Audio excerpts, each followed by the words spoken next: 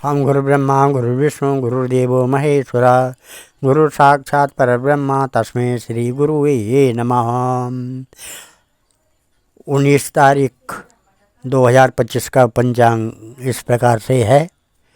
संवत 2081 चैत्र कृष्ण पक्ष शाका 1946 और पंचमी तिथि बुधवार है।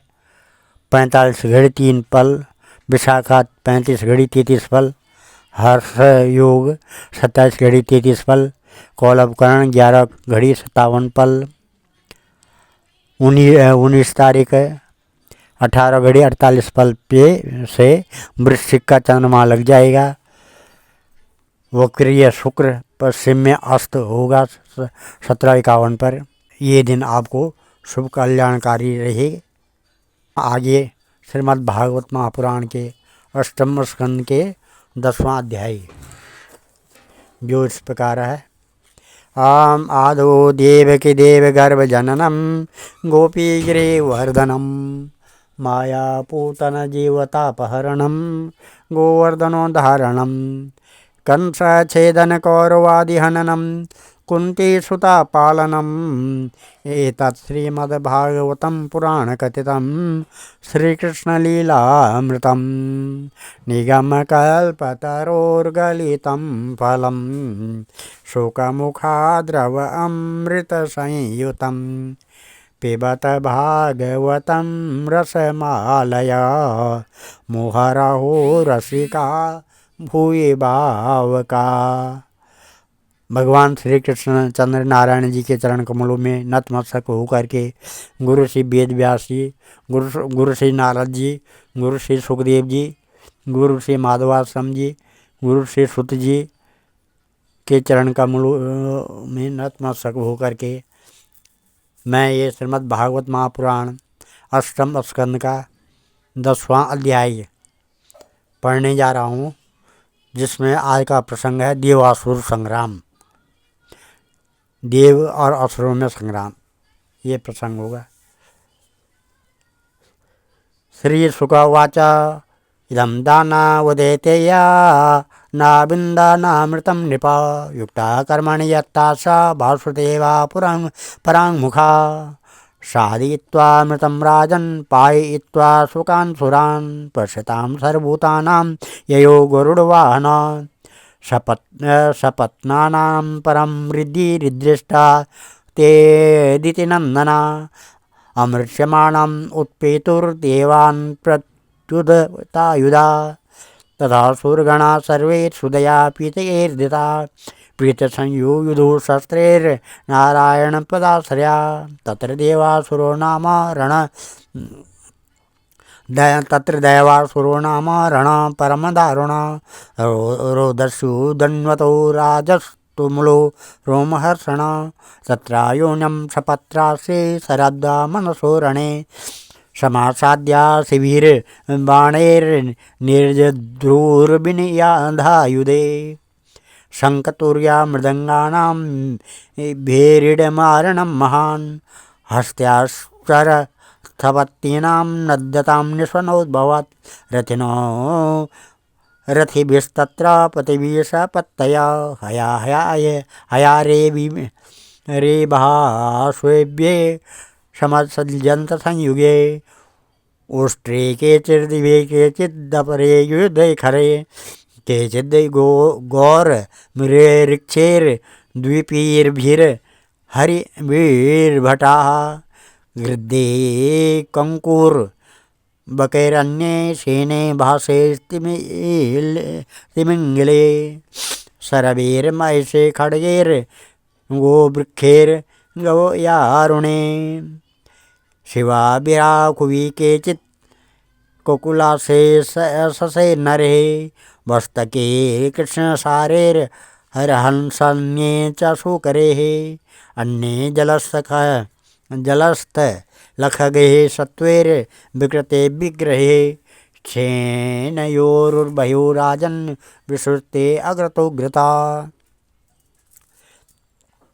देवासुर संग्राम में जो श्री सुखदेव जी कहते हैं, परीक्षित, यद्यपि दानवों और दैत्यों ने बड़ी सावधानी से समुद्र मंथन की चेष्टा की थी, फिर भी भगवान से विमुख होने के कारण उन्हें अमृत की प्राप्ति नहीं हुई। राजन, भगवान ने समुद्र को मथ कर अमृत निकाला और अपने निज जन देवताओं को पिला दिया। फिर सब केस देखते देखते हुए गरुड़ पर सवार हुए और वहाँ से चले गए। जब दैत्यों ने देखा कि हमारे शत्रुओं को तो बड़ी सफलता मिली, तब उनकी बढ़ती सह न सके। उन्होंने तुरंत अपने हथियार उठाए और देवताओं पर धावा बोल दिया। इधर देवताओं ने एक तो अमृत पीकर विशेष शक्ति प्राप्त कर ली थी और दूसरे उन्हें भगवान के चरण कमलों का आश्रय था ही। बस वे भी अपने अस्त्र शस्त्रों से सुसज्जित हो दैत्यों से भिड़ गए। परीक्षित, क्षीर सागर के तट पर बड़ा ही रोमांचकारी और अत्यंत भयंकर संग्राम हुआ। देवता और दैत्यों की वह घमासान लड़ाई ही देवासुर संग्राम के नाम से कही जाती है। दोनों ही एक दूसरे के प्रबल शत्रु हो रहे थे। दोनों ही क्रोध से भरे हुए थे। एक दूसरे को आमने सामने पाकर तलवार, बाण और अन्य अनेक अस्त्र शस्त्रों से परस्पर चोट पहुंचाने लगे। उस समय लड़ाई में शंख, तुरही, मृदंग, नगारे और डमरू बड़े जोर से बजने लगे। हाथियों की चिंगाड़, घोड़ों की हिनहिनाहट, रथों की घरघराहट और पैदल सेना की चिल्लाहट से बड़ा कोलाहल मच गया। रणभूमि में रथियों के साथ रथी, पैदल के साथ पैदल, घुड़सवारों के साथ घुड़सवार एवं हाथी वालों के साथ हाथी वाले भिड़ गए। उनमें से कोई कोई वीर ऊँटों पर, हाथियों पर और गधों पर चढ़कर लड़ रहे थे, तो कोई कोई गैर, मृग, भालू, बाघ और सिंहों पर।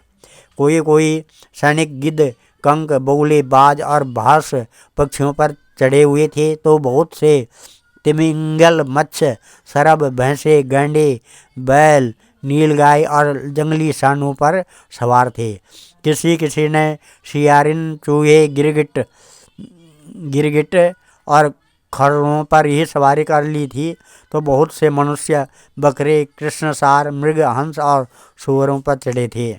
इस प्रकार जल, स्थल एवं आकाश में रहने वाले तथा देखने में भयंकर शरीर वाले बहुत से प्राणियों पर चढ़कर कई दैत्य दोनों सेनाओं में आगे आगे घुस गए।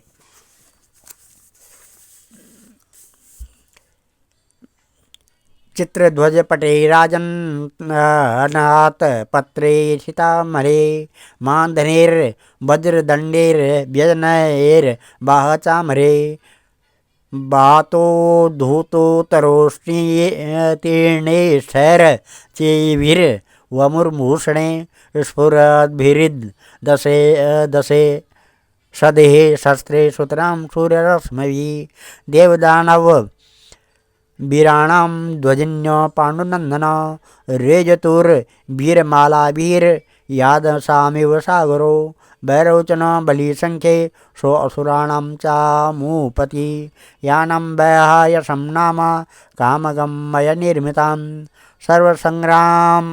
संग्रामी कोपेतं सर्वास्य आश्चर्यमयं प्रभो अप्रतर्क्यं मणिदेशं दृश्यमानामदर्शनम् आश्रितस्तद् विमानग्रं सर्वानेकादिपैवृता व्यालव्यजन छात्राज्ञे रेजे चन्द्रैवाहये तस्या सन्त सर्वतोगैर्यूथानां पतयोऽसुरा नामुचे संरोबाणो विप्रचित्यैर्यो मुख द्विमूर्धा कालनाभोथा प्रहेतिर्हेतिर्वला शकुनिर्भूत संतापो वज्रदृष्टो विरोचना हयग्रीव शंकुशिरा कपिलो मेघदुंदभी तारक चक्र दृग शंभो निशंभो जम्ब उत्कला अरिष्टो अरिष्टनेमिष्या मयश्च त्रिपुराधिपा अन्ये पैलोमकालीया निवाता कवचादया अलभ्या भाग सौमस्य केवलं क्लेशभागिना सर्व एते रणमुखे बहुशो निर्जतामरः। सिंहनादान विमुञ्चन्त शङ्खनन्दार्ध्वमूर्महारवन् दृष्ट्वा सपत्तानुत्सिक्तान् बलवितो कुपितो वृषम् ऐरावतं धिक्कारिणामारूढा सुशुभ्येश्वराट् यथास्त्रवत् प्रशस्तवनसम वनमुदायाद्रीम हरपति। इस प्रकार से परीक्षित उस समय रंग बिरंगी पताकाओं से स्फटिक मणि के समान श्वेत निर्मल छत्रों रत्नों से जड़े हुए दंड वाले बहुमूल्य पंखों, मोर पंखों, चवरों और वायु से उड़ते हुए दुपट्टों, पगड़ी, कलंगी, कवच, आभूषण तथा सूर्य की किरणों से अत्यंत दमकते हुए उज्ज्वल शस्त्रों एवं वीरों की पंक्तियों के कारण देवता और असुरों की सेनाएं ऐसी शोभायमान हो रही थी मानो जल जंतुओं से भरे हुए दो महासागर लहरा रहे हों।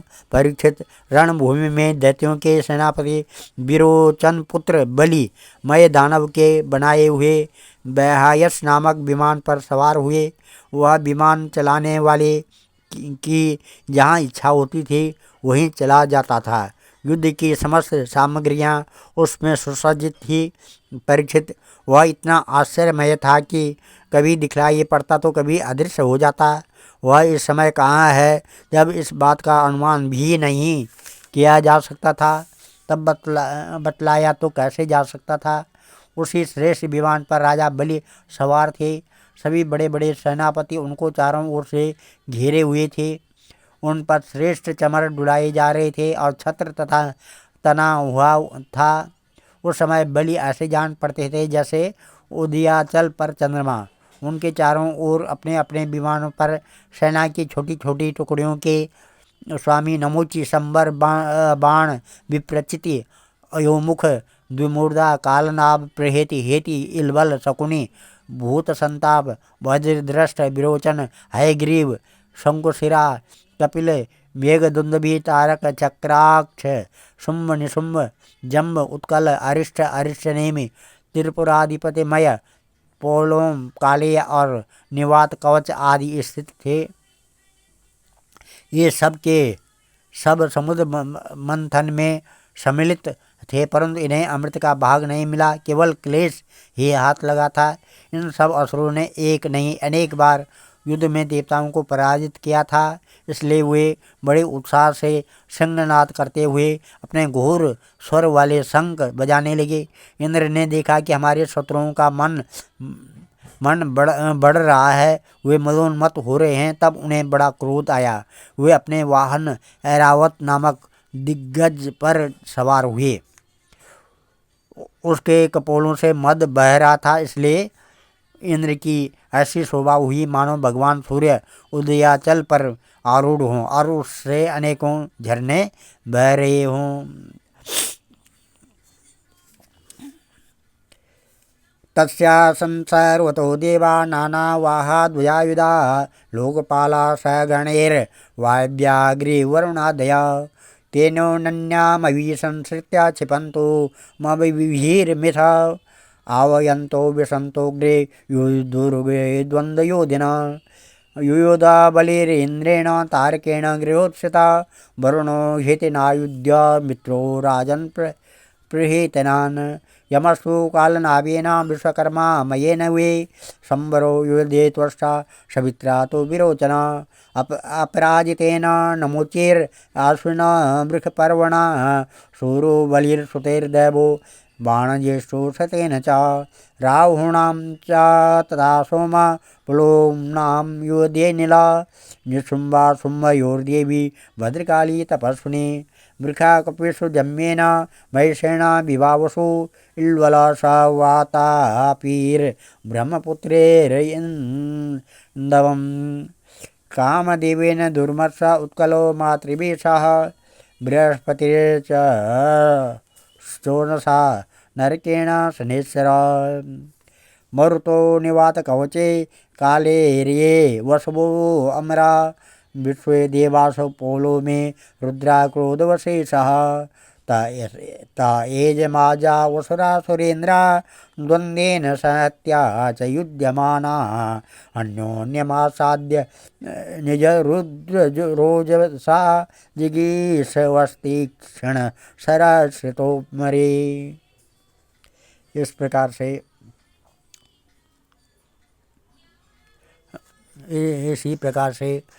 इस प्रकार से असुर और देवताओं में दोनों सेनाएं आमने सामने खड़ी होगी।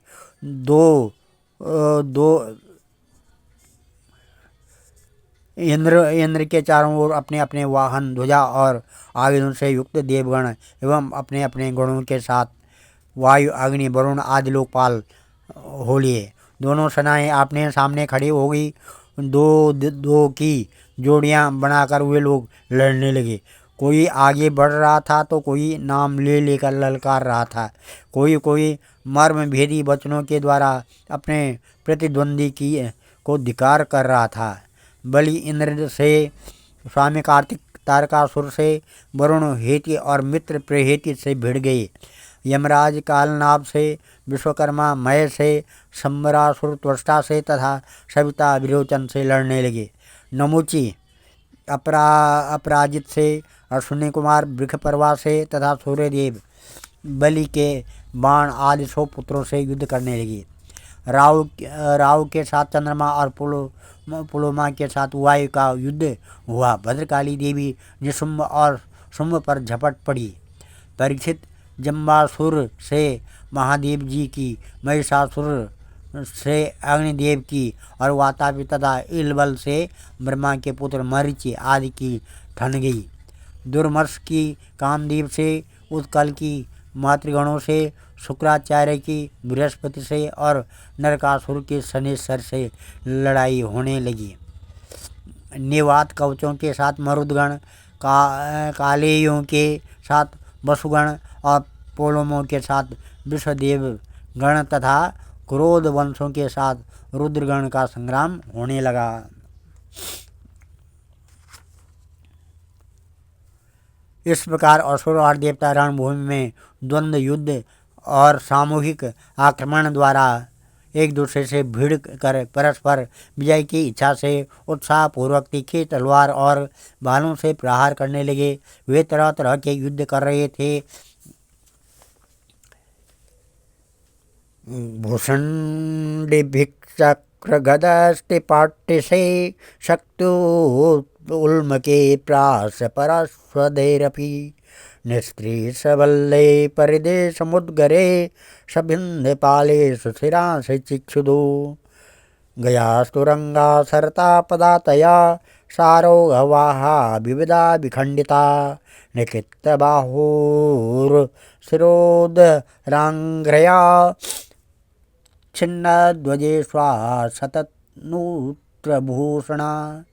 तेषां पदाघातरथाङ्गचूर्णिता दायुग्धनादुल्बण उत्थितस्तदा रेणुर्दिशाखं धुमणिं च छादयन् न्यवर्तता सा श्रिकसुतभिः परिप्लुतात् शिरोविरुद्धता किरीटकुण्डले सरग्द्रिभिः परिदृष्टदक्षिणे महाभुजे सावरणे सायुधे सा प्रतिष्ठाभु करभो विभर्भुः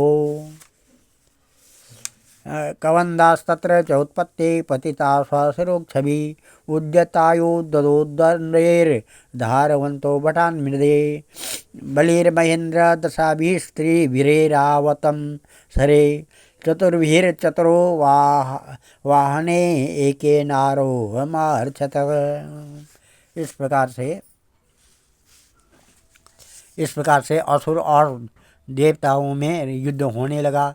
भूषण्डी, चक्र, गदा, रिष्टि, पट्टिस, शक्ति, उल्मुख, पास, फरसा, तलवार, भाले, मुदगर, परिध और भिंदीपाल से एक दूसरे का सिर काटने लगे। उस समय अपने सवारों के साथ हाथी, घोड़े, रथ आदि अनेकों प्रकार के वाहन और पैदल सेना छिन्न भिन्न होने लगी। किसी की भुजा, किसी की जंगा, किसी की गर्दन और किसी के पैर कट गए तो किसी की ध्वजा, धनुष, कवच और आभूषण ये टुकड़े टुकड़े हो गए। उनके चरणों की धमक और रथ के पहियों की रगड़ से पृथ्वी खुद गई। उस समय रणभूमि से ऐसी प्रचंड धूल उठी कि उसने दिशा दिशा आकाश और सूर्य को भी ढक दिया। परंतु थोड़ी देर में खून की धारा से भूमि अप्लावित हो गई और कहीं धूल का नाम भी न रहा। तदंतर लड़ाई का मैदान कटे हुए सिरों से भर गया। किसी के मुकुट के और कुंडल गिर गए थे तो किसी की आंखों से क्रोध की मुद्रा प्रकट हो रही थी। किसी किसी ने अपने दांतों से होंठ दबा रखा था। बहुतों की आभूषणों और शस्त्रों से सुसज्जित लंबी लंबी भुजाएं कट कर गिरी हुई थी और बहुतों की मोटी मोटी जांघें कटी हुई पड़ी थी। इस प्रकार वह रणभूमि बड़ी भीषण दिख रही थी। तब वहाँ बहुत से धड़ अपने कट कर गिरे हुए सिरों के नेत्रों से देखकर हाथों में हथियार उठा वीरों की ओर दौड़ने और उछलने लगे। राजा बलि ने 10 बाण इंद्र पर, 3 उनके वाहन ऐरावत पर, 4 ऐरावत के 4 चरण रक्षकों पर और एक मुख्य महावत पर, इस प्रकार कुल 18 बाण छोड़े।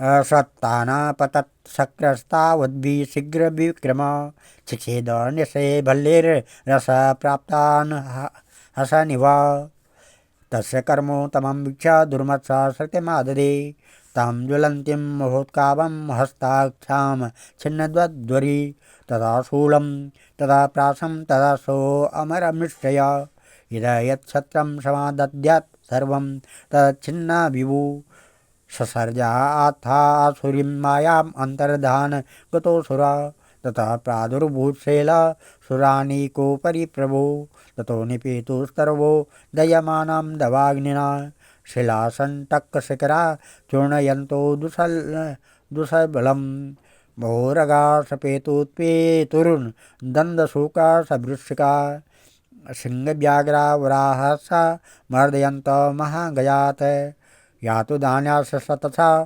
शूलहसा विवासस छंदी पिंदीति बादिन्यास्तदा रक्षो गणा प्रभु ततो महागणा व्योम्नि गंभीर सरोसस्वनः आंगरान् मूचोर्वातेर राहतास्तन इत्नवा वह श्रेष्ठोदयतेन सुमहान् वह्नि स्वनसारथी सावर्तको त्यात्युग्रो विबुधद्वादिनविद्यकात् तथा समुद्र उद्वेल सर्वतः प्रत्यदृश्यत प्रचंडावातेरुद्धतस्तरंगावर्त भीषणः।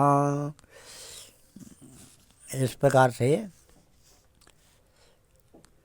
इंद्र ने देखा कि बलि के बाण तो हमें घायल करना ही चाहते हैं। तब उन्होंने बड़ी फुर्ती से उतने ही तीखे भल नामक बाणों से उनको वहां तक पहुंचने के पहले ही हंसते हंसते काट डाला। इंद्र की यह प्रशंसनीय फुर्ती देखकर राजा बलि और भी चिढ़ गए। उन्होंने एक बहुत बड़ी शक्ति जो बड़े भारी लू के समान जल रही थी उठाई, किंतु अभी वह उनके हाथ में ही थी, छूटने नहीं पाई थी कि इंद्र ने उसे भी काट डाला। इसके बाद बलि ने एक के पीछे एक क्रमशः शूल, प्रास, तोमर और शक्ति उठाई, परंतु वे जो शस्त्र हाथ में उठाते इंद्र उन्हें टुकड़े टुकड़े कर डालते। इस हस्त लाघव से इंद्र का ऐश्वर्य और भी चमक उठा। परीक्षित, अब इंद्र की फूर्ति से घबरा कर पहले तो बलि अंतर्ध्यान हो गए, फिर उन्होंने आसुरी माया की सृष्टि की। तुरंत ही देवताओं की सेना के ऊपर एक पर्वत प्रकट हुआ। उस पर्वत से दावाग्नि से जलते हुए वृक्ष और टांकी जैसे तीखी धार वाले शिखरों के साथ नुकीली शिलाएं गिरने लगी। इससे देवताओं की सेना चकनाचूर होने लगी। तत्पश्चात बड़े बड़े सांप, दंडसूक, बिच्छू और अन्य विषैले जीव उछल कर काटने और डंक मारने लगे। सिंह, बाघ और सुअर देवसेना के बड़े बड़े हाथियों को फाड़ने लगे। परीक्षित, हाथों में शूल लिए मारो काटो इस प्रकार चिल्लाती हुई सैकड़ों नंग धड़ंग राक्षसियाँ और राक्षस भी वहाँ प्रकट हो गए। कुछ ही क्षण बाद आकाश में बादलों की घनाघोर घटाएं मंडराने लगी। उनके आपस में टकराने से बड़ी गहरी और कठोर गर्जना होने लगी। बिजलियां चमकने लगी और आंधी के झकझोरने से बादल अंगारों की वर्षा करने लगे। दैत्यराज बलि ने प्रलय काल के अग्नि के समान बड़ी भयानक आग की सृष्टि की। वह बात में वायु की सहायता से देव सेना को जलाने लगी। थोड़ी ही देर में ऐसा जान पड़ा कि प्रबल आंधी की थपेड़ों में से समुद्र में बड़ी बड़ी लहरें और भयानक भंवर उठ रहे हैं और वह अपनी मर्यादा छोड़कर चारों ओर से देवसेना को घेरता हुआ उमड़ आ रहा हो।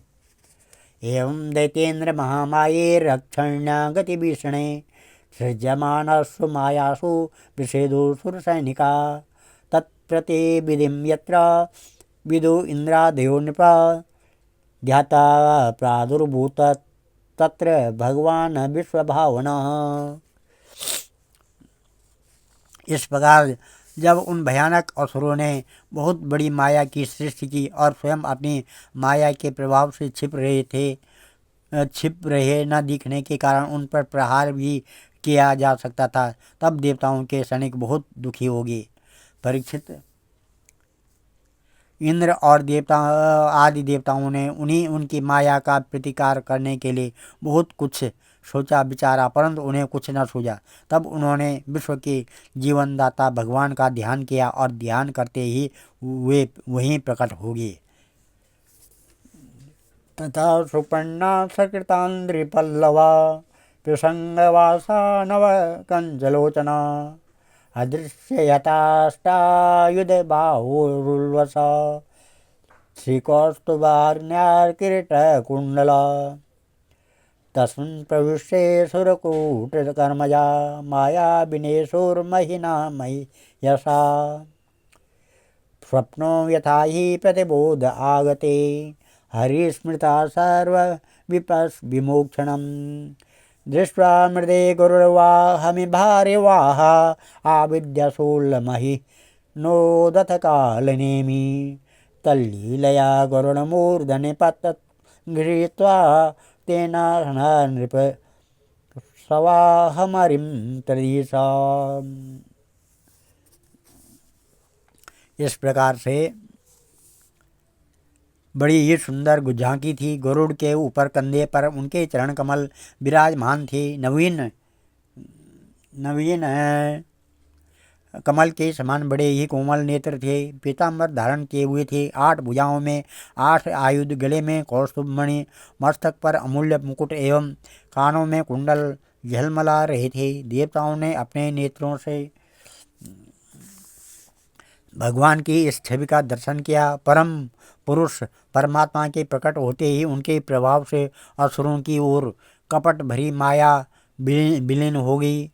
ठीक वैसे ही जैसे जग जाने पर स्वप्न की वस्तुओं का पता नहीं चलता, ठीक ही है भगवान की स्मृति समस्त विपत्तियों से मुक्त कर देती है। इसके बाद कालनेमी दैत्य ने देखा कि लड़ाई के मैदान में गरुड़ वाहन भगवान आ गए हैं। तब उसने अपने सिंह पर बैठे बड़े वेग से उनके ऊपर एक त्रिशूल चलाया। वह गरुड़ के सिर पर लगने वाला ही था कि खेल खेल में भगवान ने उसे पकड़ लिया और उसी त्रिशूल से उसके चलाने वाले कालनेमी दैत्य तथा उसके वाहन को मार डाला। माली सुमाल्या अति बलोपेतु तुर्या चक्रेण कृता शिरसावत माल्यवास्ताम् आहित्यतिग्मग्दयाहन् दण्डयेत्रं तावा शिरोच्छिन्न दरेर्नर्दतो ऋणाध्वदा। माली और सुमाली 2 दैत्य बड़े बलवान थे। भगवान ने उन युद्ध में अपने चक्र से उनके सिर काट डाले। वे निर्जीव होकर गिर पड़े।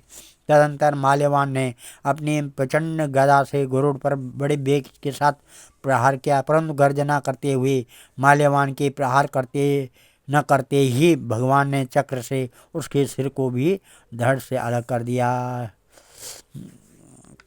आज हम इस अध्याय को यहीं पर समाप्त करते हैं और कथा को यहीं पर विराम देते हैं। कल 11वां अध्याय देवासुर संग्राम की समाप्ति। के बारे में आएगा। ओम नमः भजामि भक्तवत्सलं भजामि भक्त भजे ब्रजेकमण्डनं समस्तपापखण्डनं स्वभक्तचित्तरञ्जनं सदैव नन्दनन्दनं सुपिच्छगुच्छमस्तकं सुनादवेणुहस्तकम् अनङ्गरङ्गसागरं नमामि कृष्णनागरं मनोजगर्वमोचनं विशाललोललोचनं विधूतगोपशोचनं नमामि पद्मलोचनं करारविन्दभूधरं विस्मदावलोकसुन्दरं महेन्द्रमानधारणं नमामि कृष्णवारणं कदम्बसूर्णकुण्डलं सुचारुगण्डमण्डनं विजाङ्गनैकवल्लभं नमामि कृष्णदुर्लभं यशोदया समोदया सगोपया सनन्दया युतं सुखैकदायकं नमामि गोपनायकं सदैव पादपङ्कजं मदीयमानसे निजं ददानमुत्तमालकं नमामि नन्दबालकं समस्तदोषशोषणं समस्तलोकपोषणं समस्तगोपमानसं नमामि नन्दलालसा भूभरावतारकं भवाब्धकर्णधारकं यशोमतिकिशोरकं नमामि चित्तचौरकं दृगन्तकान्तभङ्गिनं सदा सदाल्यसंज्ञिनः दिने दिने नवं नवं नमामि नन्दसम्भवं गुणाकरं सुखाकरं कृपाकरं कृपापरं सुरदुषिनिकन्दनं नमामि गोपनन्दनं नवीनगोपनागरं नवीनकेलिलम्पटं नमामि मेघसुन्दरं तडितप्रवालसत्पटं समस्तगोपनन्दनं हृदम्बुजैकमोदनं नमामि कुञ्जमध्यगं प्रसन्नभानुशोभनं निकामकामदायकं दृगन्तचारुसायकं रसालवेणुगायकं नमामि कुञ्जनायकं विदग्धगोपिकामणो मनोज्ञतल्पसायनं नमामि कुञ्जकानने प्रवृद्धिवन्निपाणियं किशोरिकान्तिरञ्जतं दृढजनं सुशोभितं गजेन्द्रमोक्षकारणं नमामि श्रीविहारणं यदा तदा यथा तथा तथैव कृष्ण सत्कथा मया सदैव गीयतां तथा कृपा विधीयतां प्रमाणिकाष्टकाद्वयं जपतदित्यया पुमान् भवेत् नन्दनन्दने भवे भवे सुभक्तिमान् अहं ध्येयं सदा परिभवग्नमविष्यदोऽहं तीर्थात्पदं शिवविरञ्जनुतं शरण्यं भृत्यात्यहं प्रणतपालभवाब्धिपोतं वन्दे महापुरुषते चरणारविन्दम्। ओं सर्वे भवन्तु सुखिनः, सर्वे सन्तु निरामया, सर्वे भद्राणि पश्यन्तु, मा कश्चित् दुःखभाग् भवेत्। धन्यवाद।